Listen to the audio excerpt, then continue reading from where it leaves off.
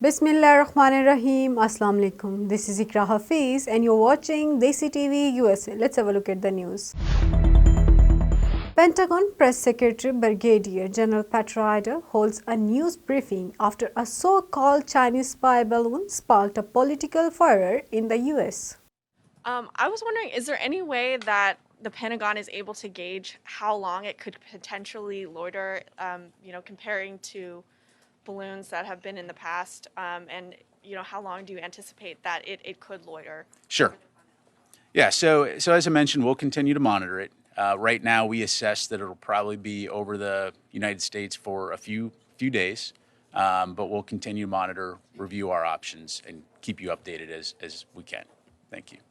Okay, let me go to Nancy here. Hi, General. I want to go back to a couple of things you said. You said several times that the U.S. is reviewing its options. I'd like some clarity.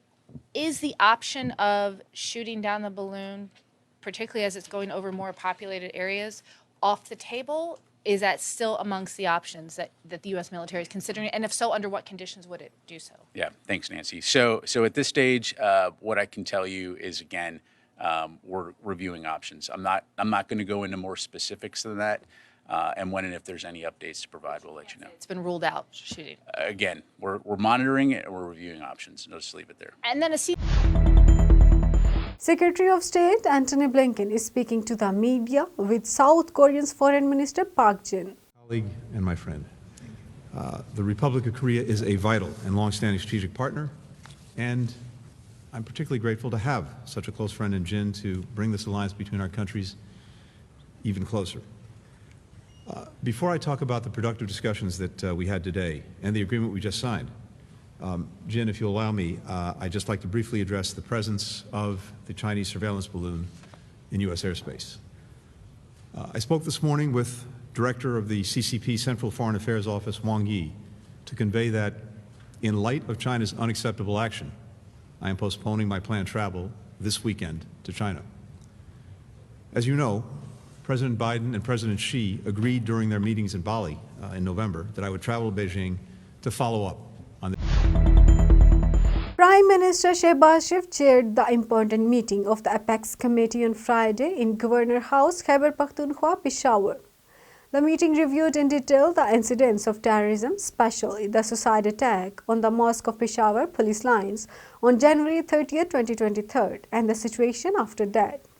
The representatives of the sensitive institutions briefed the meeting on the overall security situation, operations against terrorists, while Inspector General of Khyber Pakhtunkhwa Police, Muzzaham Jah Ansari, briefed the meeting on the investigation and progress of the suicide attack in the Mosque of Police Lines. Informed, he told the meeting that the method of arrival of the attacker and the route by which he came have been identified through videos.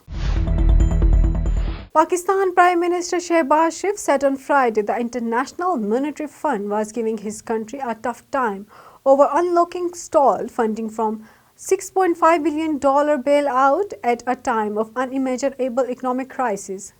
The IMF's demand aimed at controlling the country's budget deficit have led to Pakistan leaving its currency to market-based exchange rate and hiking fuel prices. The Pakistani government has allowed banks in the country to access asset details of federal employees of grade 17 and above. However, the government has exempted military officers and judges from this ban. According to a report by the English Daily Dawn, in the first phase, banks will be able to access details of assets of federal government employees, while later this access will also be given to the assets of provincial employees.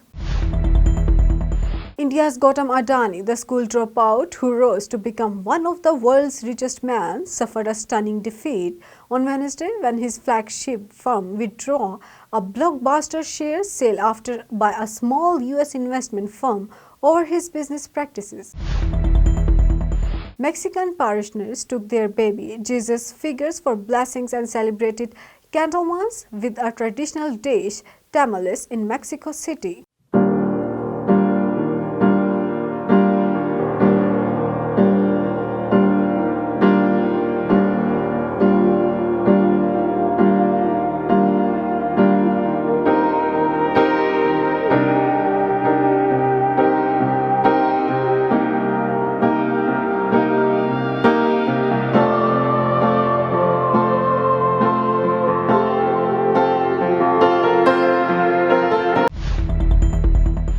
that's all for now. For more updates, keep watching Desi TV USA or visit our website desitvUSA.com.